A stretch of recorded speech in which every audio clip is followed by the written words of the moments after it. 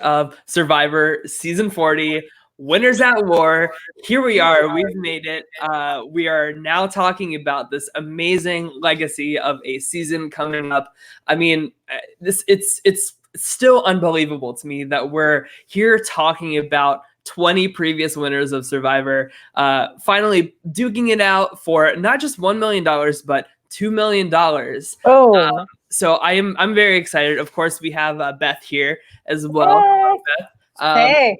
Basically like a clone of me and my thoughts. So I'm glad if anybody is here, it's you to join us. We might have Allison and Andrew popping in when they can, but we're gonna go ahead and get this started. We're talking about the women tonight of Survivor 40. AKA one of the 10 winners of Survivor Season 40. Exactly. Honestly, I'm cool with like anybody but Ben winning is my you know how everybody's saying like blue no matter who. I'm like anybody but Ben when it comes to Survivor. I feel like we've adapted the Sandra, which is normally anybody but me, but it's anybody but Ben. Yes, exactly. And this buff is really itchy, so I'm going to go ahead and take it off. Wow, you didn't last like any time on the island. That is the buff from Survivor Wrong, the brain stripe. So Aubrey's first season. I figured that was a fitting buff for me to get. But this thing is very itchy. I don't know if other survivors complain about that, but have you tried wearing it around your midsection as if it's like a part of the tube? That doesn't work for me. My waistline is not like Parvati Shallows. God bless her. So how we're going to do this is you and I and Andrew, or whoever else is popping into, we're going to go through each of the 10 winners, and we're just going to rotate picking one person to talk about, to kind of steer the conversation, talk about them, and then open a dialogue for a few minutes before moving on to the next person. And Beth came prepared with notes and everything. We have the tribe divisions as well as a little chart here of everybody, courtesy of Inside Survivor. So thank you for being organized with all that stuff too. So Beth, since you came so prepared and you are on time and everything, I want to give you the first pick for who we're talking about here. Well, I think it's only fitting that we start off by probably one of the biggest, if not the biggest name, which is Sandra. I think that we need to talk about the elephant in the room, which is the 2-time winner. Can she make it a 3-time winner? I highly doubt it personally, but I'm interested to see what your thoughts are. I think that you have two different Sandras. I think who she played in Pearl Islands and Heroes versus Villains really weren't two different games. It was pretty much the same kind of strategy, which was to fly under the radar, to get people to put the target on somebody else, and consistently just kind of sneak her way, as I like to call it, to the end. She would sometimes play the bitch, which I kind of appreciate. Like everybody appreciates those Sandra one-liners. She could manipulate people by setting up certain fights and situations. She did that pretty well in both of those seasons. And you saw some of that happen in Game Changers too, like when she was manipulating the whole sugar situation and trying to pin that as a fight on JT, on JT and Michaela.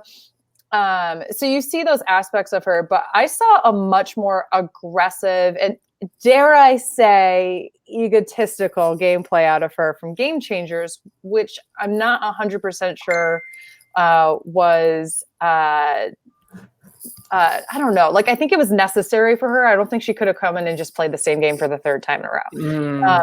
So I'm interested to see if she does a balance of those two different game styles, or if she comes in having to be aggressive because she knows she's going to have her head on the chopping block. But I don't know. What are your thoughts? Yeah, so I totally agree with you that there is two different versions of Sandra, and it's pretty clear which one was successful and which one wasn't. However, after winning 2 times and, playing with, I feel like, they said this on Rob as a podcast, and I totally agree. The cast of Game Changers was a very weird one. Like, they had Beast Mode Cowboy, who has never made the merge twice, on the same tribe as somebody who has won the game twice. Hey, but he made it pretty far into Big Brother. Not by my choice or discretion. Right. So I feel like she kind of was backed into a corner, and I feel like she thought that that was her only strategy to win. Of course, we saw a lot more authentic of a Sandra in Heroes versus Villains and Pearl Islands, and I think that's why she got further than she did in Game Changers ultimately. I think that she was too obsessed with her, like the queen stays queen hashtag trademark brand. And I would hope that she's learned that lesson. But, you know, just on Instagram today, she was holding up a Christmas ornament that says the queen stays queen. So yeah. And she was like opening up tiaras and crowns for Christmas. Yeah. And I mean, she literally just had a big giant head constructed of herself on an island the season before this. So I unfortunately don't think that we're going to get the Pearl Islands Heroes versus Villains Sandra. I think that we're going to get that same Game Changers just balls to the walls out in front. And I'm going to bring up the tribe breakdown too. So, of course, Sandra is with Tony once again, which is very troubling, but very entertaining as well. Well, I'm interested to see, do they go after each other out of a sort of vengeance, or do they go, it didn't work out when we went against each other last time. Let's try to come together. Yeah. And I think if you can get those two together, they can cause enough chaos that they might actually make it through a few more rounds than you think they would. Definitely. And of course, Sandra has worked very well with Boston Rob in Heroes versus Villains before he was taken out. Sandra was also on the Villains tribe with Tyson, who is on this tribe with her here. And of course, she's connected to Amber through Rob. So, I mean, it's not out of the question that Sandra does have a few ways to kind of finagle these first few rounds here. And especially with Sarah on the tribe as well. Her and Sarah can really say, like, listen, we both know how dangerous Tony is. He's got to go before he just like flips the shit on both of us. So I think that the setup here is the best that it can be for her. So what I think is interesting is with this, if you don't mind bringing the tribe thing back up just for a second. Yeah, sure. You've got Sandra, Sarah, Tony. I would even throw Sophie in there to a certain extent, and even Kim, and definitely Tyson, who don't care about cutting their allies' throats. Yeah. Those are people that are there for themselves. Yeah. Whereas I think that you would find that Nick would have a hard time doing that. I think Amber's kind of a weird situation since she was like in a romantic relationship with her closest person who is playing the game. So that's a little different. I think that Kim would have cut someone like Chelsea if she really needed to, but I don't think that she felt like it was necessary. So that's why I kind of put her into that. She made the moves that were necessary, like, or that she felt like she was like, you know what, we can get rid of Kat now. And Kat felt like a huge alliance to her. These are all people who aren't afraid to cut the people that they're closest to. So I think what you're going to find is this isn't so much like we need to be an alliance from here until the end of the game. It's going to be like for this round only. So voting blocks, a la Cambodia style is exactly. I think you're going to see the voting blocks that you saw in Second Chances, and also with you saw it in Game Changers as well. I mean, I think that's just what happens with returning players. You get all these different pre-relationships that come into play, whether they've played together, they know each other from outside the game, they have bonds, whatever the case might be. Yes. But sometimes you want to play with the devil you know, and sometimes you want the question mark. And I think that Sandra is, unfortunately for everybody, the devil you know. One more thing about Sandra. She is so proud of her title. Totally. And I think that people that, I feel like the fandom has really put up on a pedestal certain winners. Of course, we have Kim Spradlin here. We have...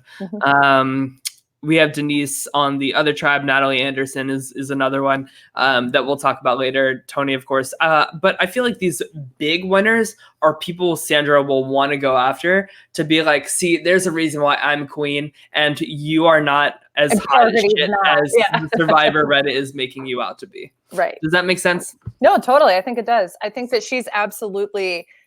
It's probably in the back of her mind, though. I don't think that she can always get the strategy to go after those individuals, but I think that it will definitely be on her mind to be like, I want someone who isn't as big of a name if it can't be me to win. Yeah. Or I want someone that will not look as great as a winner as Ion.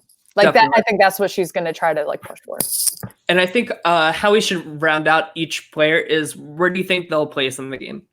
So what do you think about Sandra? Well, if that tribe loses, I would venture a guess that they would either go for Sandra or Amber first. Honestly, I think straight out the gate they're going to say, "Well, Queen." Or Tony. I could see them going after Tony, but I think that you have a 2-time winner here, or you have a woman who is already in the. I don't know. I mean, I guess I'm jumping a little bit with Amber, but I just think that Sandra's probably one of the first few out. And if they don't get her out early, I think that she's kind of where she placed in Game Changers, which is like maybe 1 or 2 before the merge. Okay. All righty. Well, now what about you? Oh, sorry. I think she's pre-merge, and I wouldn't be surprised if she leaves the Edge of Extinction too. I think that she'll look at the board, she'll see all these threats, and she'll say like, I have $2 million already. I don't need the stress. I don't need to prove myself any further than I already have like the legacy in this game. And I know I'm not going to win against Tyson, Jeremy Collins, Natalie Anderson, who does CrossFit 24/7, Denise, who is like more ripped and can kick my ass any day of the week. Marathons. Yeah, exactly. I could see Sandra being very realistic about that. And honestly, I think if she is to raise the flag for the Edge of Extinction, I think that they would send her out very heroically. Yeah. She wouldn't have this image of like, oh, she's a quitter. I think it would be like, I'm bowing out of this and I'm letting somebody else join me as another 2-time winner. And I'm proud of whoever takes that title and joins me up on this throne type of thing. So another point that I just want to bring up, because Matt Hadding's in the chat and said, I don't think they'll go for Sandra first, given that tribal makeup. One thing I will say is I think out of every single person coming back, she is absolutely the weakest in challenges. Yes. So you want to keep tribes strong, which traditionally they really don't do in returning winter seasons. They don't necessarily care about keeping the strong guy around. I feel like that kind of gameplay has started to go off to the side a little bit. That would be another reason to boot her first, is because she's probably not going to be adding much. And I nothing against people who age and get older, but because clearly we have some amazing competitors who are older in this cast, like Denise Stapley, for example, who will be the oldest person there. But I do think that I have a hard time believing that she'll be better with age in this kind of category of competitions. And she was already like a weak competitor. Certainly. I mean, the pre-merge is always Sandra's tough spot to get out of. If she can get out of there, y'all messed up. Yep. And I very well could see it, giving her just insane skills in this game. So moving on next, let's see. I am going to talk about Parvati Shallow. So Parvati. Yeah. So a lot of people are really down on her chances because she hasn't played in 10 years, right? And she still is brought up every single season. Like everybody's saying like, oh, is Lauren Collins going to be the new Parvati? Is Kelly Wentworth going to be the new Parvati? And like anytime they see like a fit, like social siren, they think like, oh man, this is going to be the new Parvati. Watch out for her. Her legacy is so insane. And in my opinion, Parvati played the single best runner-up game in Survivor history. Out of all the runner-ups, I think I think Parvati is the one who played the best. She's an amazing social player, but of course she's married now. She has a kid. But I think she doesn't have to lean on the flirtiness of it all to still be an amazing social player, an amazing strategist. I mean, I think that her double idol play in Heroes versus Villains is one of the best, if not the best move in 100%. Survivor history. 100%. Still, after all these years. I mean, of course, we get dumb shit like Ben bombs now, but back then, Parvati takes 2 little green men out of her bag and gives it to Sandra and Jerry at the merge and sends JT home. And that was just it's So still good. incredible to me. Of course, with all these challenges in modern day Survivor, where it's a lot of standing, holding, balancing things, Parvati, the yogi, is just as strong as ever with all of her meditation and balancing stuff. She has a YouTube channel where she really talks about her yoga and meditation and everything. And I'm not as bullish on everybody else about her making it really far. And also, if she does get voted out, she is a very strong contender to win the challenge for Edge of Extinction and come back too. So I have not watched Micronesia, so maybe you can talk about her legacy with the Black Widow Brigade and everything. But I'm gonna go ahead and say she makes the merge, and if she does, like let's say she makes the family visit. I'm gonna say that. So I'm not as confident with her. Sure. I think every point that you said that was a strength is true. I think that she's a very flirtatious person, and I don't mean that always in a sexual or romantic way. She's a very charismatic person, and like everybody in Micronesia, in Heroes versus Villains, and even Cook Islands to a certain extent, talk about you're just drawn to her as a human being. So when she likes you and you like her back, whether it's a flirtatious, like sexual kind of thing, or even if it's just like, oh my God, the way you did that was so cute, like blah, blah, blah, like, or just like when she's taking the time to invest her energy into you, that's captivating. And I think when you forget that you guys are out on an island with all these harsh elements, and sometimes all you want is somebody to pay you some attention. So I think that while she won't be out there, like she's married and a lot of these people are married and have kids just like her, she's not going to be going out and flirting in that traditional way like she relied on in Micronesia, with James, or in the Cook Islands. You're going to see like how her game has evolved and how it matches her personality now. This game strips you down to who you are. She is a flirtatious, charismatic person, and I think that she's going to get her way when she wants it.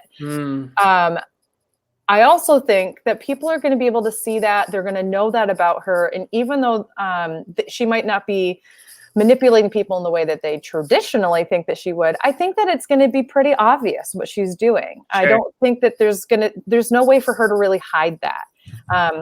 I think her best chance with the tribe that she's on, and I don't know if you've put the tribe out there, the blue tribe. Yeah, let me put that out. I think one of her best chances here is to really push for getting rid of Boston Rob and push for getting rid of Ben, who are going to be two really loud personalities on her team. I think we could also try to push, I think Adam will be smart enough to not align with her. And I think that she's going to know that too. And I think she'd be a really good person to say, this is the super fan we need to get rid of. I think that she's going to be really good at saying, here are all these other bigger targets other than me. But I don't know if after the first or second time, people are going to pay attention to that anymore. You know who I think she could buddy up with on this tribe? Michelle. Yeah. So I 100% agree, because Michelle in her bio said that she wanted to be the next Parvati. Yeah. So she already says, I want to be this woman. Now she's on the same tribe as this woman. They're absolutely going to be able to team up. Definitely. And I think you're working with Danny Boatman as well. Yeah, absolutely. I could definitely see it. I just go back to, even that scene before she played that idol in Heroes versus Villains, where she's talking to Amanda in the forest, and Amanda's like, you need to play your idol on you. Like, you're getting some votes tonight. And Parvati like totally played that. She was like, really? Are you sure? And Amanda was like, yeah, play that thing. And then we get a confessional where she's like, Parvati correctly identifies, the heroes are lying to me. They all went and told Amanda to tell me to play the idol on myself. And she totally risks going home that tribal to make sure not one, but two people are safe. Yeah. It's just so incredible. I think that Parvati also has a lot of connections too through not only Heroes versus Villains, but she also has Yule over here on this tribe. I think that just the sheer number of connections that she has will play in her favor, especially if all these people make it to merge. I mean, she is connected to Sandra and Tyson through the Villains tribe, connected to Amber through Rob on the Villains tribe, connected to Yule through Cook Islands. Tyson. Tyson as well. Yes, exactly. Yeah. And less connections on here, but still Boston Rob. But I think you're right that she will take out Boston Rob. I think that probably is the correct move for her. But I don't know. We'll see. We shall see. But especially Denise as a sex therapist, she can really identify that 40 game and see how that can be used to people's advantages. So, but I agree. I think she's a pre-merge boot, and I think I think that she would be like the last boot before the merge. I don't see her being the first couple. I see her being able to manipulate her way in a few times, or maybe I'm wrong. Maybe she's the first one out. But I mean, with them nearing merge, they could be like, Parvati is going to be scary as fuck if she makes it to the merge. So we have to cut her now.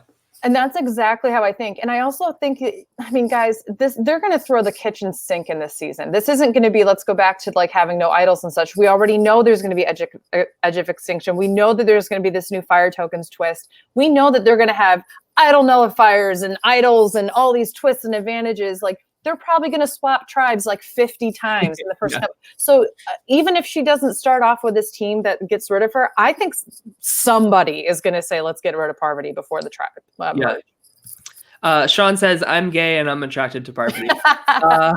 Before I came out, I said that Parvati was my crush. So I see you, Sean, and I understand you. All right. So Beth, go ahead and pick our next lovely lady here. Okay. I think the next person that I would like to talk about is Sarah Lacina. So I know a lot of people found, and I just so disagree with this. A lot of people find her to be a boring winner. Yeah. How? I literally think she played one of the best games of Survivor, and she did it against all returning players. Oh, well, hello. Speaking of people, hey, Allison, what's going on? Allison, I'm so sorry I messed up the time for getting this started, but Beth and I were just so excited to talk about Survivor 40. We couldn't take it anymore, and we had to start early. For weeks. We said, exactly. What going on an hour early? Exactly. Hashtag blindside. That's what my name should say right now. Oh my God. So Allison, just to catch you up to speed, I have in the private chat who we've talked about so far, but Beth talked about Sandra first. I talked about Parvati second. So now Beth is talking about Sarah Lacina. We just started talking about her. So go ahead. Before we do that, do you have any thoughts on either Sandra or Parvati that you want to bring up? Yeah. No. Okay. No, I love Sarah Lacina. She's my favorite. We all know how I feel about Sandra. So you don't like Sandra? I love Sandra. No. Okay, good. She's going to do whatever she needs to do in order to get in there. And the queen stays queen. I don't even have am I supposed to hide behind my LOS? So Beth, why don't we give this one to Allison since she is a big Sarah fan. So Allison, go ahead and give us the pitch on Sarah Lacina to start us off here. Well, Sarah Lacina, I don't even know. How do I look? Because I literally just ran. You look fine. You look great. Do you need a moment to get yourself together? We can start talking about it. I'm just filling in until Andrew gets here. Hopefully he gets here. No, Sarah is, she's like the, and don't come at me. As a matter of fact, I have the talking stick. So you're not allowed to speak. She's like the Derek Levasseur of Survivor. I like that comparison. She really did the detective. She did everything that she could. I had no issues with anything that she did. Yeah. Zero. So that's it. I mean, you can't really argue that she played a shitty game. Whoa, what's my name? Jason Dilly. It's just, you can't, there's nothing bad to say. Yeah. I mean, she played the shit out of everybody in Game Changers. It's crazy. I mean, like, yes, she didn't play like the most flashy game, but do you need to when you have everybody under control as much as she did? I think she's a top 10 winner in my opinion. That's my point. Like, people sit here and praise Kim Spradling, right? But then they'll go like, but Sarah was born. No, same type of winner. Same type of winner. Sarah did absolutely ingenious moves, like with the legacy advantage and getting Sierra out. Yeah. Mm-hmm. Yeah, it was right there. Joseph is saying, I thought Sarah was just there when she won. Well, here's the thing. She wasn't there to build a resume. She wasn't there to be get 5 million followers on Insta. Okay. She was there to play the game. Yeah. Okay. She really, and Joseph, I'm not coming at you. I love you, sweetie. But I'm just saying, she really, to me, was a player. And you have these people that come on and I got to build a resume. I got to do this. I got to do that. And one thing that I admired about her is she didn't have that mentality of I want to be a star. Yeah. She didn't go in playing her season going, I'm going to be back for an all-star season. Mm-hmm. Yeah. So, absolutely. Yeah. And I think one of her best moments is when Michaela is sitting on the sidelines of the challenge. She doesn't know an advantage is sitting there like right underneath her foot. And then Sarah, on her way back to the boat, she sees it, picks it up. And then we have this confessional that basically turned into like a giant meme of the season. But Sarah's like, most people wouldn't notice an expired license plate. I would. And it's that just that sheer like observance. And gosh, she was the first one to identify Tony as a cop on Cagayan. Yeah. She had that figured out right away. And she was taken out at that merge boot at that infamous tribal council in Cagayan because she was such a big threat. I mean, she was really... She is just such a strong player, not only strategically, but socially and physically as well. She is the whole package, in my opinion, of what a Survivor player is. And she's the last female winner that we have, which is crazy. She, in my opinion, is the amalgamation of some of my other favorite winners that we'll be talking about. She is a combination. She's like the love child of them. Of Tony, Denise, and Kim all rolled up into one. Sure. Because she has played a very similar game to Kim. She, besides the fact that she's from the exact same town as Denise, she has that people reading ability that Denise does. She has that idea to be able to play up the egos of some people, but also know when to cut people down when they need them. And she also has the killer instinct of Tony to just get people out when she needs to and cause a little chaos if she needs to, but she doesn't do it in the flashy, like, llama sound making way that Tony does. I'm the only person who loves Tony. No, there's a lot of people. No, that I love really Tony. In this group, because in this group, yes, him burying himself like a cat turd in a cat box just to be out of sight, doing the death crawl and stuff. That's like the kind of stuff that I would be doing. As much as I hate dirt. I think sand. He's funny. I just think I don't think that. Okay, that's a conversation for another. I know. Sorry, it's the same reason I don't like Hunter and Sequester. Like it's that just like chaos that I just can't deal with. But one last thing about Sarah, of course, she is on a starting tribe with Tony. So I feel like she's like, God, Survivor casting people, you cannot put me on a season without Tony. They are seriously like all 3 times both of them have played, they've been together. So very excited to see Sarah and Tony 3.0 together. Do you guys think they'll work together or work like apart? I think they're going to have to work together in the beginning. I think that Sandra and Tony are going to need Sarah, and I think that they're going to need each other. So I see the 3 of them working together. I actually see Sarah working very closely with someone like Yul and someone like Sophie in the very beginning. I don't see her. I think she'll play a very similar game to Game Changers. I don't see her having a lot of alliances with people that last the entire game. I see them. Sure. I think her. She also did. She played without the crying, emotional manipulation of Vanessa from Big Brother 17. She played that game where she said, I'm now going to pin something on you and make you the bad guy of the situation just because it's going to help advance my game, even though we really haven't done anything. She was able to do that in a way that nobody caught on. I can see her doing that in order to cut people and have an excuse that everybody will accept to move on to working with other people. Yeah. One last thing, Allison, at the end of every discussion, we've just been saying where we think they will place. And keep in mind, I'm sorry, I can't hear you. Finley's bearing a turd. Are you sure it's not Tony? Same thing, right? Tony, turd. So I am going to say that Sarah definitely makes the merge. And I think she's a strong contender to win an Edge of Extinction challenge as well. So I'm going to say same trajectory as Parvati. I think she's making the family visit. Yes, I believe Sarah's going to make that. I'm sorry, guys. I'm not prepared to talk about the women tonight because I'm supposed to be talking about the men. It's okay. I mean, if you don't want to be here, that's totally fine. No, fine. It's fine. I'm just trying to, I can't think straight because he's taking a shit while I'm trying to do the show. But anyway, here's the thing. I think Sarah's going to make it to the merge. Yeah. Okay. Beth, what do you think? I think she's top 5.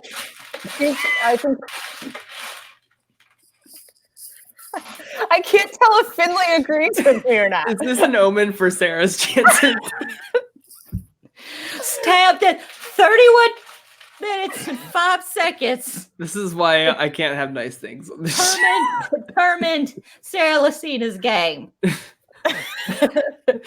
All right, Finley has buried. I think it's done.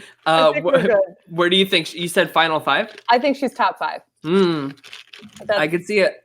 That's where I put her. I can see it. Gonna win the whole thing. I also want to point out that, again, she and Denise are from the same town. I don't know if they have any kind of relationship or not, but as they are starting in 2 different tribes, I could see them make a connection and work together at some point in the game. So since we gave Sarah to Allison, Beth, I'll let you do the next pick, and then I'll do it. So we're going in a so who all have we done so far? Because I can't see the private chat. Sorry. Yeah. So we've done Sandra, Parvati, and Sarah. All right. Okay. So Beth is going to pick next, and then I will after that. Why don't we talk about Sophie? Okay, sure. There you go. So Sophie is another North Country, New York gal, although she doesn't live there anymore. But she's originally from about 2 hours away from me. So I have like a vested interest in making sure she does well again. Sophie's an interesting one. She's she's incredibly intelligent. Yeah. On her season, her biggest faults were that she appeared not entitled, but like a little full of herself, or like that she I'll be right back. Y'all keep on. Okay.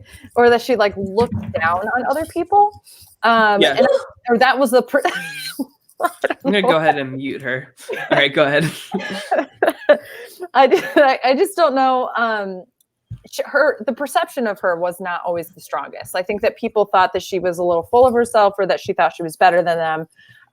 And when she won, she was like 21 or 22. She was very, very young. Yeah. And so, and she played in 2011. So it's been 9 years. She's still either in her late 20s or early 30s at this point. So she's still one of the, I think there's like 4 people under the age of 30 or like 31, and she's one of them. I actually have a little guide here. So she's 29. You are correct. There we are. One of 2 under 30. Michelle, Adam, and Nick, I think, are the 4 that are under 30. I think you're right. So she's gone through some, obviously, like, I'm not the same person I was when I was 21, 22. I'm a very different person now. So I can see her having gone through a lot of emotional. She's also a doctor now. She had just literally graduated college like a week before she went on South Pacific. Yeah. So I see a lot of growth in her, but she's incredibly intelligent. She's very tactful, or like in terms of like not tactful, I shouldn't say, like she comes up with really good tactics, is what I would say. She is not afraid to take her time and strike when the time is right. She doesn't preemptively do anything. So I could see her being somebody that teams up with other intelligent players that might have a slightly bigger personality than her, or want to lead the way, and she just be kind of like a wing person, but is subliminally telling them what to do, kind of like what she did with Coach, what she did with Albert in South Pacific. I think that I really like her. I want her to go far, but I either see her as a casualty boot from a pre-merge move, or I see her making it to about like 7th place or so, but I don't see her going all the way. I totally agree with you, Beth. I think when I weigh out the positives and negatives for Sophie, there's a lot more negatives. I think all of her appearances on Rob Has a Podcast is really going to hinder her because it's making people a lot more aware of just how damn smart she is. I think we're going to get the same type of Sophie too. She's always one that's very blunt, very hard to kind of sugarcoat anything. And I think that she's going to overplay her because I think out of pretty much all the winners, maybe like without like maybe minus like Michelle, Ben, I think that she's one of the winners that has the most to prove in terms of coming back for a second time. I think that she's pre-merge. And that's my thoughts on it. What do you think, Allison?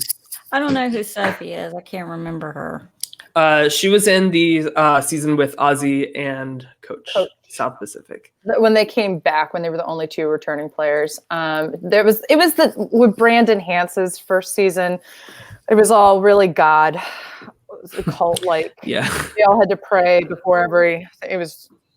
I'm trying to think of what she looks like. Here, I'll bring up the red tribe picture. And also looking at the board here, I really can see everybody coming together and saying, what is Sophie bringing to the table? She want the glasses? Yeah. I remember her, but I don't really have an opinion, I guess. I remember her, but I don't, I guess. I think we're all kind of on the same page. Yeah. I think that she, I hope she does better. I hope that people want her around and see her as a number and see her as like, I could see someone like Yule seeing her, like wanting to bounce ideas off of her, but I can also see people wanting to cut her really early. Sure. All right. Well, I'm going to go ahead and pick the next person. Let's see. I'm going to pick let's talk about the Blue Tribe a little bit. I'm going to go with Danny Boatwright because Guatemala is one of my favorite seasons. It is severely, severely underrated. So Danny is the person that won, and not a lot of her strategy was shown because she was really adamant about not sharing her thoughts in confessional. She didn't trust production to keep her strategy under wraps and everything. So we more so saw her conversations outwards with people rather than her inner thoughts. Mm-hmm. She's also one of these people that said, I will never come back to Survivor unless it's all winners. I think that she is still like a very physically strong, good contender. I think that she's not going to be somebody that really plays too hard, too aggressively, or is seen as a huge target to begin with. I think that there's no way, in my opinion, Danny doesn't make the merge, and she very well could win this season, in my opinion. She doesn't have too many connections that's going to fuck her over, but I think she is the type of player that has a lot of flexibility in her game that will definitely get her far. Which one is she? So she is in the bottom left right here. She was on Survivor Guatemala, season 12. Which one is she on the bottom, though? I can't remember. Bottom left. Okay. Next to Denise. Okay, yeah. Gotcha. Okay. Mm-hmm. So that's where I think Danny's placing is very late game. I would say she makes final tribal council. So I didn't watch Guatemala. It's one of the few seasons I haven't seen. I don't think I watched it either. Oh, God, I've seen highlights. That's why I'm like, I don't know what else. I wanted to go through and make sure that I watched at least like the 20-minute video that has like her confessionals and all that kind of stuff, just to get a good sense of who she is. And she comes across as you don't think that she's thinking, but she's a silent killer.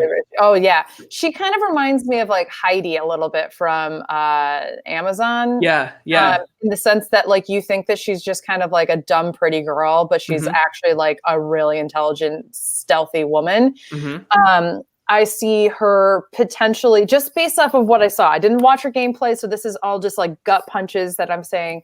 I can see her as being somebody that people underestimate and want to keep her around as a number for a tribe. And I think that'll be really important. Yeah, exactly what Matt has said right here.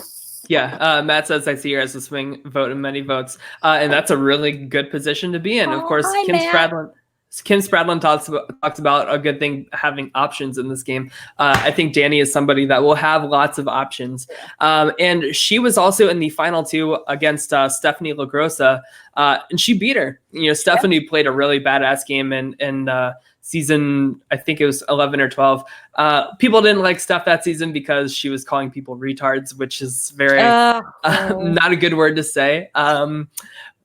But she's, in my opinion, she still played a really good game, in my opinion. So to beat Stephanie LaGrossa, who America absolutely loved at the time, pretty good game, pretty strong game. Matt Henning has seen me pee in a cup. Oh, so he will probably agree. When I say, there's a lot of people that don't think I'm a thinker, that I don't think. At all. I'm shocked anybody would ever say that about you. Me too, right? When I was facing Allison, I said, wow, this woman doesn't know how to think, but she can sure piss in a cup. That's right. That's right. Actually, I wasn't paying attention to you peeing in a cup because I was still going with the balloon competition. Hey, look at this. Look boy. at this shit. I still have balloons floating around. I thought you were going to be, here's the fucking cup I pissed in. That's where I thought this was going to. You thought I was going to pull out the cup. You're sitting there making faces at Finley going to the bathroom, and you're sitting, well, here's my piss cup. No, it's just the balloons. All right. Let's keep this ball rolling, or this balloon floating, if you will. This cup full. Yeah, let's keep this cup full. So, Allison, go ahead and pick the next one. I don't know who's next. So we have left Amber, Kim, Michelle, Denise, and Natalie. Let's go with Amber. Okay. So, Allison, give us the spiel about Amber. Amber Burke. Amber Burkich. Amber Mariano. Yeah. Man, what did she play? She played in Survivor 2. Australia. Yeah, the second one, right? Oop. And she won the first All-Stars, right? So she's played twice? Mm-hmm. Okay. I'm trying to think.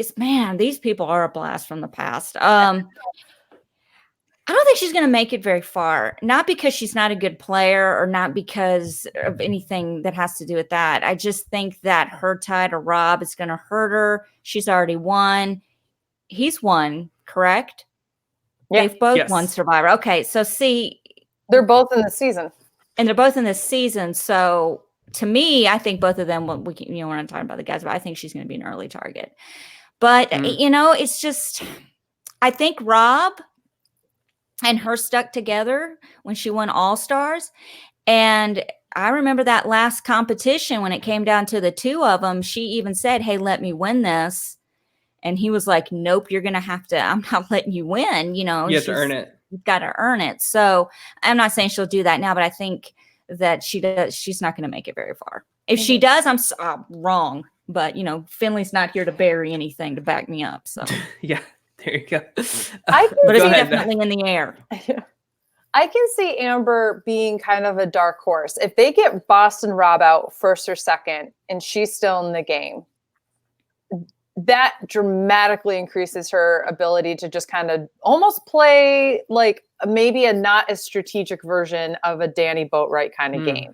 Yeah. Where I think that she could go very far being a swing vote, being kind of the glue. She's got a lot of friends on here, whether it's through Boston Rob or not. I mean, she's going to have connections on her starting tribe with Sandra and Tyson and Kim to a certain extent. Oh, these old schools are going to pull together. They have to. They have to. I wouldn't be surprised if Yule comes and says, hey, we're old school. Let's play together kind of thing. Definitely. So I think that she's going to have to rely on some of these relationships, at least in the beginning part of the game. And I could see her working well with some of the women on the other team as well. Hey, look, pull back the red thing, try back at. If you look at the pictures, The women all have these nice Survivor pictures, and then you get to Amber, and it's her old MySpace profile. Yeah, it's like, oh, the flash is on. Yeah. Oh shit, the flash is on. Yeah, that's that look. I know it all too well. But yeah, looking at the Blue Tribe too, let's be honest, like these tribes are gonna disintegrate and swap after like 2 or 3 episodes anyway. Yeah. So I really think it's gonna come down to luck of the draw. And I also think it's really gonna come down to how bad does Amber want it? Like how bad does she want to play? And I'm really not sure. Yeah. Because, after All Stars, like it was a very controversial win at the time. Her and Boston Rob literally fucked over everybody that season to make sure they were final 2. It was a really dirty and grungy, gross kind of game, a little slimy at the time. At the time, I think nowadays would be like not that bad. Right, exactly. Yeah. But at the time, people just didn't do that. And so, maybe, and a lot of people say Amber should not have won. Rob should have won because he definitely played the bigger game. He just pissed more people off, and there was a better jury. So I think that she won, but it was more like that Rob lost. Yeah, kind of thing. Absolutely. So I think that she's pre-merge. I think that I don't think that fight is in her. I think that she's in there just as a CBS in order to get Rob. They had to agree to bring Amber back too. I think that's probably what happened here. I don't see it. I think if Rob goes, I see her having the same exact trajectory as a Kelly Wigglesworth. Mm-hmm. And that she's shortly after the merge a boot because she's just can't acclimate to the current game. Yeah, that's a really good point too. She hasn't played in literally 15 years. She and Ethan have never played with immunity idols. They're the only 2 people who have never played with an immunity idol. And so I'm not saying that they're not sitting at home, and she's obviously married to somebody who played with immunity idols and played them well, found them, did all this good strategic stuff. I'm not saying that she doesn't have the capacity to learn how to do that. But I think that Wigglesworth ended up being this kind of player that everybody was excited to come back because she was so popular in that first season. But then she was honestly kind of a dud. She didn't really do much. And I see kind of Amber being the same way. Yeah. I hope I'm wrong. Alrighty. Well, to keep this cup full, as we are saying tonight, Beth, go ahead and pick the next person. So left we have Kim, Michelle, Denise, and Natalie. I think we got to keep Denise for last. I think that makes the most sense, right? I think that's where we're going. Okay. So let's talk about Natalie.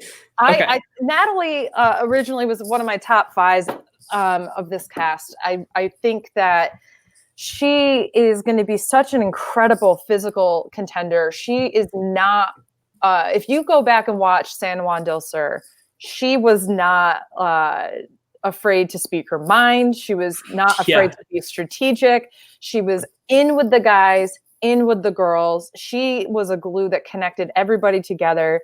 And I think that she just has the skill set that even though she's maybe a little bit more abrasive than other people might think, people like her and they want to work with her and they know that she's going to be a strong ally. So I see her going pretty far. She obviously has the connection with Jeremy. They play together. And they're on the same tribe here. And they're on the same tribe. Which is crazy. I can't believe they did that.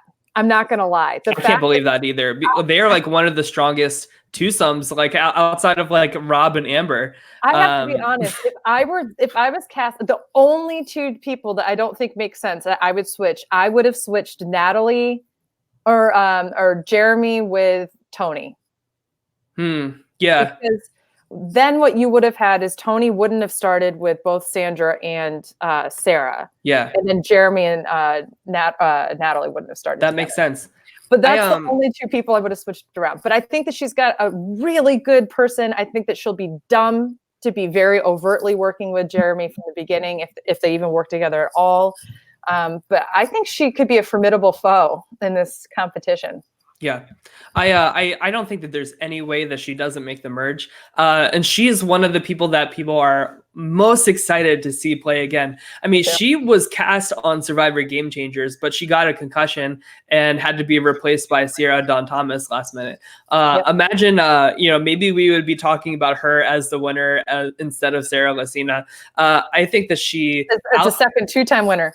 Allison, I think that you have a lot of similar qualities as Natalie as a Survivor player. Which one's Natalie again? I'm sorry. She is the fourth one in between Michelle and Parvati. Oh yeah, because she's a tiny one. She was in Survivor San Juan del Sur. Very strong, very physically fit. She does CrossFit. I follow her on Instagram and she's like a maniac. It's insane. But you're right. Like she's not afraid to go there and really be abrasive. Once they blindsided her and took out Jeremy in San Juan del Sur, she was on like a vengeance all season long, and it worked out for her. It really did. The best thing that worked out for her in San Juan del Sur was it was the second blood versus water season, and her twin sister was the first one voted out, so she didn't have to worry about a loved one for the rest of the game like everybody else did, and that was honestly the biggest blessing for her in the game. But I still, to this day, one of my favorite things is when she got into a John Rocker challenge. And John Rocker. Yeah. Remember, she said to the Why isn't he on Winners at War? She was like, "Get together and vote him out. Vote him out, everybody. He's a misogynist. He's a racist. He's a homophobe. Get together, get him out." It was fantastic. And if I were on the other team, I'd be like, "You're right, I will." Yeah. One more moment that I want to talk about from her season. She didn't want to vote out Keith Nail, so she voted out Alec instead. And when they got back to the camp, they were like, "What happened?" And Natalie was like, "I thought you told me to vote out Alec." Like she totally lied and thought that she accidentally voted for the wrong person. And everybody believed it. And that is so smart. Like that's the only time we've seen that play, and it worked. It's crazy. No, but it also shows that, like, honestly, you don't need to overthink shit. Just lie a little bit. But here's the thing: San Juan del Sur and One World, in my opinion, had some of the dumbest people who have ever played. Yeah. And the fact that Missy and Baylor were like, "Okay, she wouldn't do that," I was just like, this proves that you two should not be in this game anyway. Yeah. Yeah. I also think that she's a big contender to win Edge of Extinction challenges as well. So that's another 100%. Point in her favor. I'm going to say she makes the family visit as well. I'm going to say like 6th place. Okay. So right around the same, like 6 to 8 area. Yeah. Cool. Who has the next pick? I think Allison does. Y'all just pick. I'm just going to put my 2 cents in. Okay. You want Michelle next? Yeah, let's talk Michelle next. So of course, I have with me here the Brains Tribe from Survivor Go Wrong because Aubrey's one of my favorite players to ever play Survivor. I think she's fantastic. Michelle is probably the most, besides Ben, like the most controversial winner that we have in Survivor history. Okay, which one is she? I gotta see a picture. I'm sorry. It's okay. Let me see. So she is on the blue tribe. She's in the middle. Okay, yeah. Okay, gotcha. So if you remember in her season, like a lot of people were upset because they thought that Aubrey should have won, myself and Beth included. And then like on Survivor subreddit, people were like, "No, Michelle played this really amazing under the radar game." And they've like really built her up to be this great player that I really just don't like. I think it's just like you want to be like the unpopular opinion and then that becomes the popular opinion type of thing. There's no, I mean, Scott Pollard is like one of the worst people Survivor has ever cast. And it was just a bitter jury that Aubrey couldn't do anything against. But in Michelle's favor, she's young. She is very sociable. She does well with getting along with a lot of different people. I read an interview that Ty did recently talking about Michelle, and he basically said that they really didn't show her a lot in her season, but anytime she was at camp, she was talking about like parties, like hanging out, like having fun with everybody. Like she always kept it light and fun.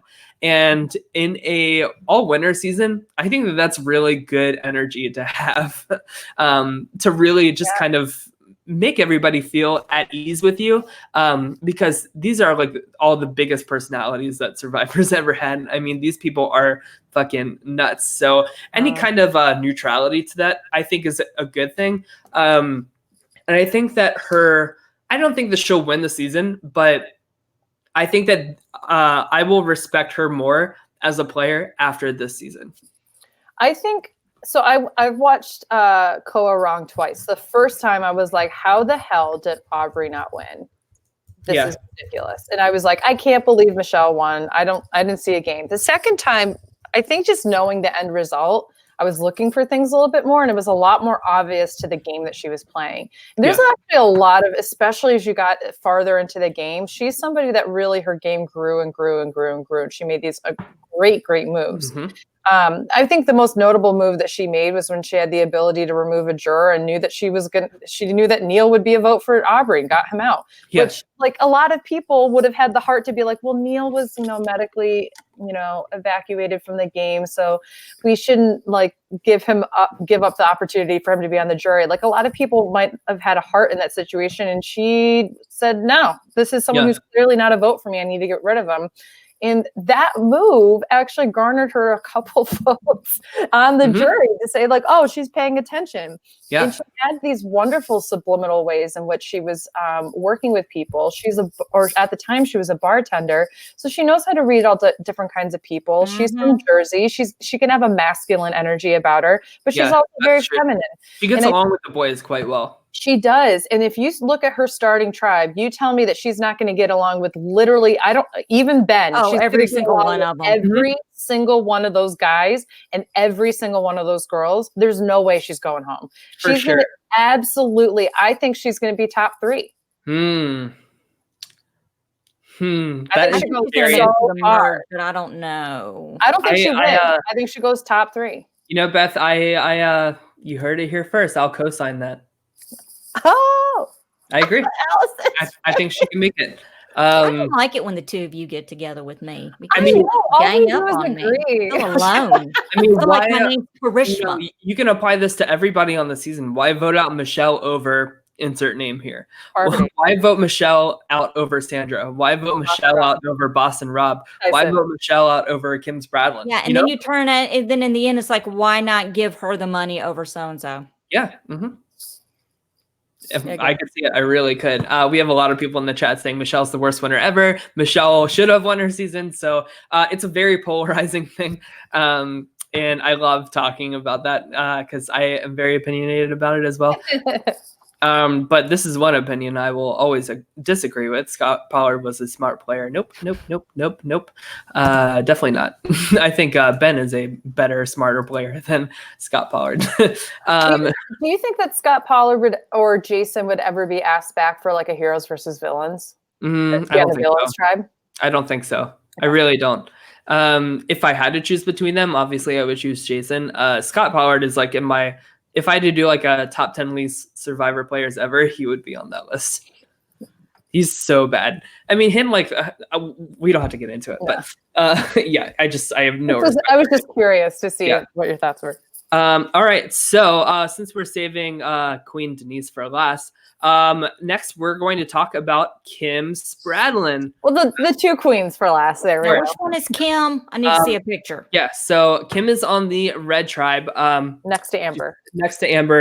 Between Amber and. Oh, yeah. Okay. So, in my opinion, and my opinion is always fact on this show, Kim Spradlin played the single best one-time run in Survivor history. I mean, she had with the dumbest class. Correct. That's the only caveat I have with her game. That is very true. But people can say the same about Derek Levasseur and Big Brother. Oh, totally. But they still revere him as just this amazing player. So, I don't either, but the casual fans really love him. So Allison. So anyway, so Kim Spradlin, what an amazing player. So her season, it was men versus women.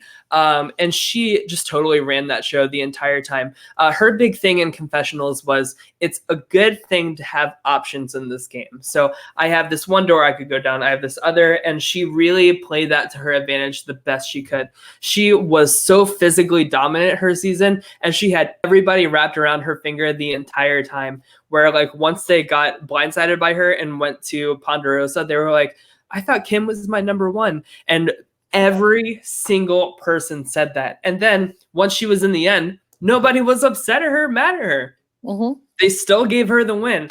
If you need a masterclass in how to play Survivor and win $1 million in 39 days, look no further than Kim Spradlin. And the crazy thing is, I don't think that she's going to be like the biggest target to take out right away. I definitely see her getting in with these people. She's so good socially at just like making people feel at ease, like she's a number one with them. Anytime she's on the podcast with Rob, she's not going like strategy heavy either. She's like talking about like comparing people to animals and stuff like this. Like she's just so just so good, like very comforting, very just an amazing player. And I think she makes the merge. I see her in final 3 as well, which is crazy. So I disagree with placement. I actually think that she would be shortly after a merge boot, like the first couple like votes there. Okay. Here's the reason why. She arguably, besides, and I know that Matthew said this in the chat somewhere there, and I agree with him. She arguably, regardless of the fact that she played a flawless game, and a lot of that had to do with God-given talents of being able to just be sociable, to be able to read people, to be able to foresee things using both traditional intelligence and emotional intelligence. You can't argue that. She is one of the best people readers that have ever been in the game. And not just a people reader, but a people, like one of the best communicators. She sucked you in. Everybody said that, except for maybe Troyzan.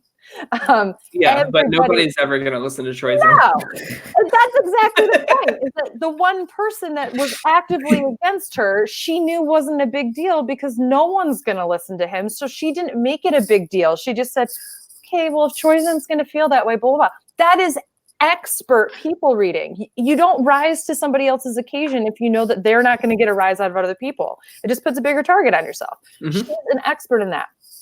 However, she's about to go into a game with other amazing people readers. She's going to be on the same tribe as Sarah Lucina. She's going to be on the same tribe as Sophie Clark. She's going to be on the same tribe as Yul Kwan, Sandra. I mean, she's going to have all these people who aren't just going to be able to be sucked into her eyes and be saying, oh, this beautiful, smart woman is going to say something to me.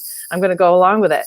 I can't wait to see how she interacts with someone like Tony. I can't wait to see how she interacts with someone like Tyson with his dry wit. I think it will be really interesting. I think with this starting tribe, her best bet is not only to make some bonds with some of the women. I think she has to team up with like Wendell and Yul. Those people, and maybe Nick. I see her having to switch strategies pretty big time, where last time it was like an all women thing. In my opinion, she's going to have to appease the egos of some of the guys on this, but not the loudest guys either. Yeah. So I think that is the move for her, is to get with Nick, get with Wendell, Yul, maybe bring in Sophie or something, and really like just put the spotlight on these huge targets already. You know, say like, we have to take out Amber, we have to take out Tyson, or I'm sorry, Tony, we have to take out Sandra. I really don't see a way that she doesn't at least make merge. No, I think that she'll definitely make the merge. I think that what will eventually happen is that people are going to say she had one of the most flawless, easiest routes to victory, unlike the next person we're going to talk about, Denise, which probably had one of the arguably the hardest route to victory. Definitely the hardest, for sure. And I think that I am so interested to see her play a game with competent players. That's what I can't wait for. And if she makes it to top 3, no question in my mind, she's by far probably the best player. Sure. But if she doesn't, there's a part of me that's a little sad, and I don't want to judge her, because there's a part of me that's like, oh, there's so much more pressure on her than I feel like any other winner for me personally. Like, if she doesn't go that far, is it because she's not a good game player, or is it because she's just so good of a player that people recognize and got her? I'm so confident in saying that I think her legacy will be intact after this season still. I really am. And where people say like, oh, Derek couldn't win when he's playing in an all-star season for Big Brother, I just don't think that rings true for Kim. I really think that she's that good. But that's my opinion on it. So no, I am not bored. Can I explain myself real quick? Guys, fuck off. Listen to this. I'm a goddamn accountant. It is tax season. Okay. I didn't get to advertise the show today. That's right. I didn't get to do anything today. I didn't get to prepare for this. Somebody else was supposed to be here and they couldn't make it. So now I'm sitting here and I'm supposed to cover the men, not the women. So I don't know what the fuck is going on. I'm having a moment. So I'm posting it on Facebook for all you assholes who want to say I'm not fucking paying attention. I'm paying goddamn attention. Okay. But I love you all. And also, we started an hour earlier. Yeah, Listen. I fucked up the time that we were supposed to start. But I'm just going to screenshot this because this is just too funny. Look, we're just spitting on it, making it work. Wait, let's do a nice little. You have to look super bored, Allison, and then we have to make some kind of face, Tyler, to go along with this caption. Yeah. Okay, hold on. Okay, what was I doing? Good, perfect. Wow, I'm printing that and framing it. Alrighty, so I'll let you. I'm just gonna keep this comment up because it's so funny. You know what? Everyone can suck my clitori. Okay.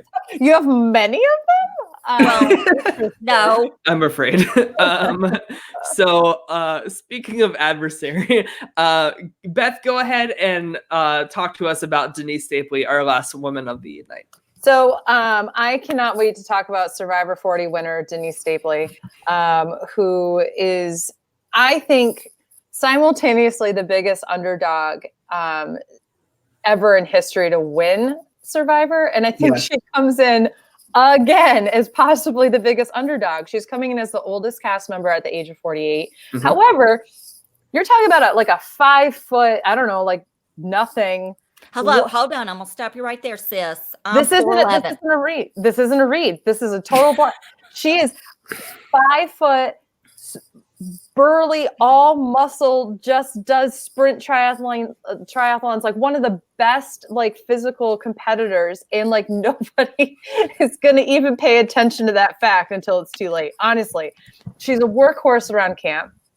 She is a sex therapist, so she can read people. Her job is literally to read people. Hold on a second. Bring her picture up. Let's see.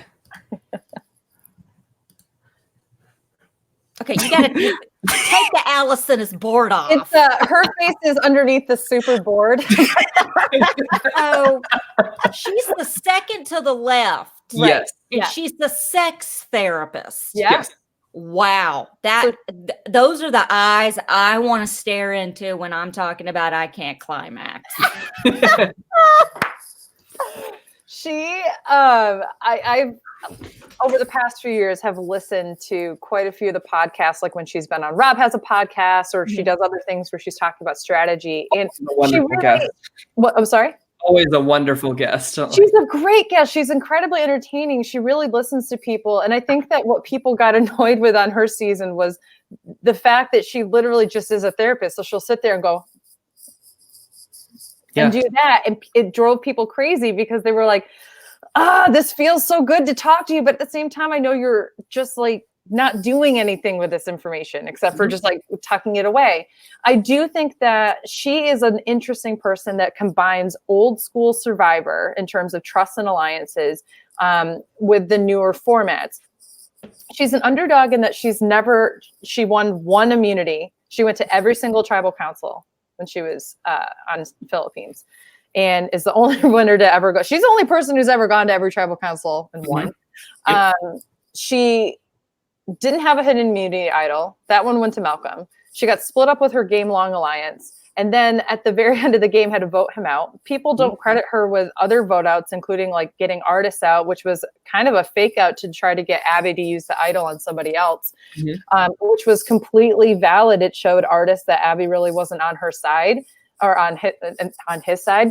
And it really broke apart that Tang Dang alliance, which was necessary in order to get her alliance to be more in a power position. She really ended up being kind of a glue that a lot of people didn't really think about, whereas maybe they thought about the glue being more like Lisa Sure. or something like that. Well, I think Lisa played a lot better of a game than people give credit for, but that's another conversation. Let us not forget Denise. She plays very morally sound as well, which I like. I really admire that about her. She did not want Abby to get to the end, even though she identified her as a really enticing goat. Her win was not guaranteed against Michael or what's her name? I just said Lisa that season. It definitely wasn't. And she could have taken Abby, but she said she does not deserve to be here after like her ridiculous behavior and her antics this season. And she was willing to, Abby Marie. Yeah. Her first season that she was on was with. How long ago did she play? Because I don't remember her. 25. So that was 2012. Yeah, you got to give me a year. 2012. 2012. All 2012. Because I just rewatched the season not too long ago, and the reunion took place on the same day or day after the Sandy Hook shooting. Yeah. Wow. I just love this comment. At least I'm not in bed. So, we're right. Ding ding. That is good. So, we talk about Michelle. Hold on, let's back up. So when I think of Denise, I think of experience. And I think that is her plus in this game. She has experience with going to every single tribal council. She's been to 15 tribal councils her season, I think is the number. Compare that to Michelle, who only went to 5 tribal councils her entire season. That is also true. Allison always wants to talk about that. The other thing I would also point out with that too is that she also has experience playing with returning players. Yes, exactly. And she also has life experience. Being the oldest person out here on a older cast is definitely going to work in her favor. Being a sex therapist is such a good job to be a great Survivor player. You are talking to people, getting them to open up to you about like some of their most vulnerable problems. In all seriousness, like it's a very you really have to have a facade of, you can trust in me, you can confide in me, and I will help you fix your very personal solutions. And that translates to an amazing listener in Survivor, a really capable player, not only socially, but strategically. And of course, like you said it too, like she is just an absolute like shredded beast, even for her age. It's really incredible.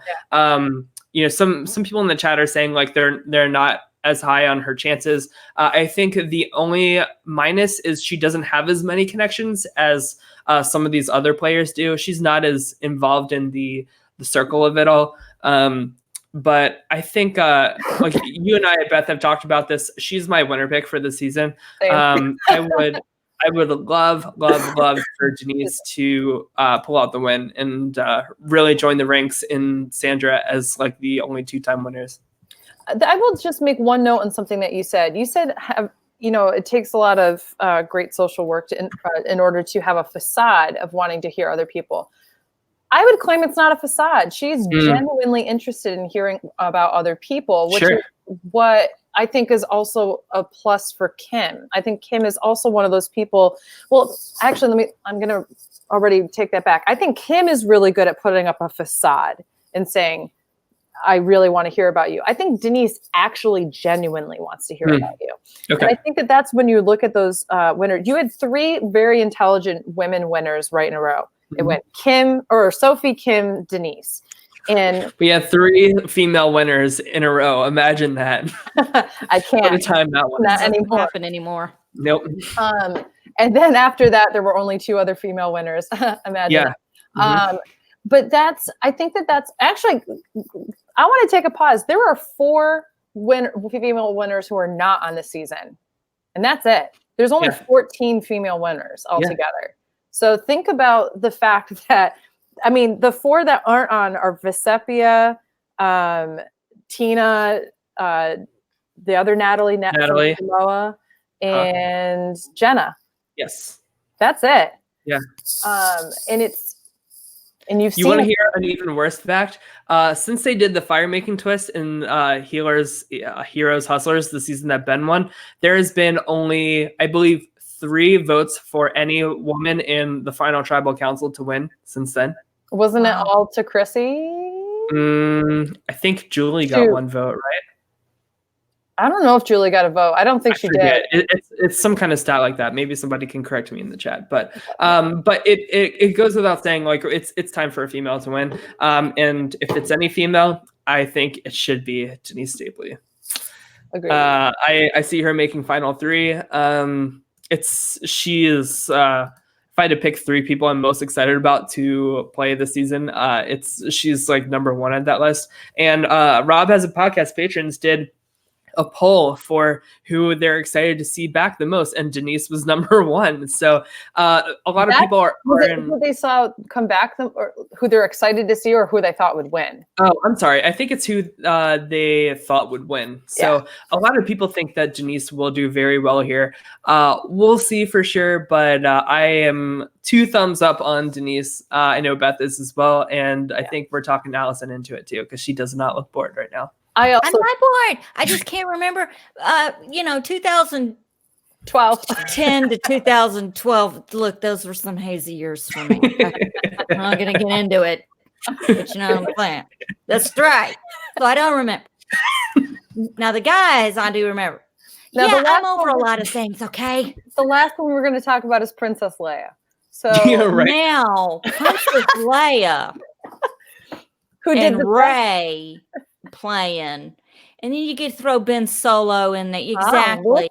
Jar Jar. Well, you get that thing. Honestly, Babu Frick needs to win Survivor 40. That's all I have to say. Babu Frick needs to get that hair lip under whisker, whatever's going on his face, or put a shirt on. Something's got to happen there. Sean O'Brien said, I don't think Julie got any votes. Maybe it was Angelina that got a vote. I don't think Angelina got votes either. Did she? She should have. She should have won. She should have. And Laurel didn't. No, of course not. Laurel. Ugh, what a terrible, terrible player. But yeah, I think that wraps it up. Joseph says it's like a real blast from the past with some of these players. And that's what makes this season so exciting. And I think that's it. Do you guys have any final thoughts before we wrap this up? I just want to say, I think my final thought is I was not a big fan of Edge of Extinction because I felt like the twist itself didn't really bother me. The part of the twist that bothered me is now everybody is going to be a part of the jury if you're on Edge of Extinction. Mm-hmm. That bothered me. I didn't like that because all of a sudden now we have a 16, 17 person jury, whatever, and most of them are just going to vote for whoever's just on extinction with them. But I will say, for a season like this, if Ethan gets voted out first, I haven't seen Ethan on my television screen in 16 years. I want to see Ethan some more. So I'm happy to have a little bit more time on Edge of Extinction. I want to see Denise psychoanalyzing people on Edge of Extinction if she goes there. It's not a bad twist when it's people that have played before. Exactly. Yeah. Then it's not a big deal. We were saying that during 38. I mean, maybe they made the Edge of Extinction twist for 38 just to test it out before they did it for season 40. That very well could be the case. And I think that you guys are right. I think if it's any season that Edge of Extinction will work, it's this one. And it doesn't really damper my opinion on the season. Like, would I rather it not be there? Sure. But I'm okay with it. I'm fine. And this whole like fire tokens currency for twists, I'm okay with it if it means keeping like some of these like people that find idols, Ben, all the time. If it keeps that in check, I'm okay with it. And I think if it's any season for people to really make the most strategy and gameplay out of something like this, it's 20 previous winners. So I think that what you brought up is a good point. If if it's to keep there being some kind of leveling playing field of like not hiding idols, but rather you got to earn them through currency of some sort, I think that makes it better. A lot of people have played on these beaches. Yeah. So they have an unfair advantage of knowing where, like Adam Klein played on this beach, and I think like 2 other winners, Nick and Michelle. Yeah. So, I mean, this is unfair for them to be like, oh, I know where to find an idol. You know what I mean? Like, I've been here before. So if you take out the ability to go out and find something, but rather you have to earn it through gameplay, through competition, through something like that, I'm all here for it. Or through social relationships. If somebody can will you currency from Edge of Extinction, that makes Edge of Extinction so much more important as a part of the game and part of the social manipulation of it. I mean, I think it could be really interesting. So that's my take on it. 2 questions for Allison before we wrap up. Allison, do you think any of these women will raise the flag for Edge of Extinction and go home? No, I don't think anyone will. Men or women. I'll be honest with you. I don't think any of them will. Okay. Hell no. Not even Sandra? Nope. Not even Amber? Nope. Okay. So Allison, who out of the women is your winner pick? It's a tough one. Sarah Lacina. That's a really good pick. That's a good I like pick. it. Yeah. Well, I do have a good history, but you don't like to acknowledge that, so we won't go there. All right.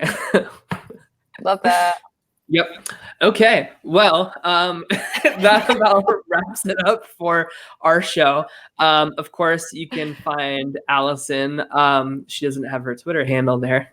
She's maybe too bored to write it. Nobody ever follows me. You could follow me on Twitter at Summers1977, SOMMERS1977. Nobody ever follows me on Twitter though, but they follow me. You can follow us on My Weekly Meltdown's Instagram, which Allison's been working very hard at. I'm very proud of her. Great. Yeah, and we are building a cult following for our nearest and dearest fans, so definitely follow us there.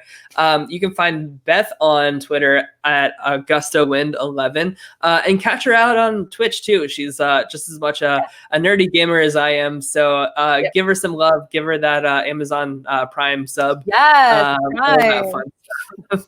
And you can find me on Twitter at TLyonz, TLYONZZ. And you guys can catch us on Thursday, where we're going to be talking about the men of Survivor, how 9 of them played really amazing games, and how Ben was just handed an idol by where production. You were going 9. Oh, yeah.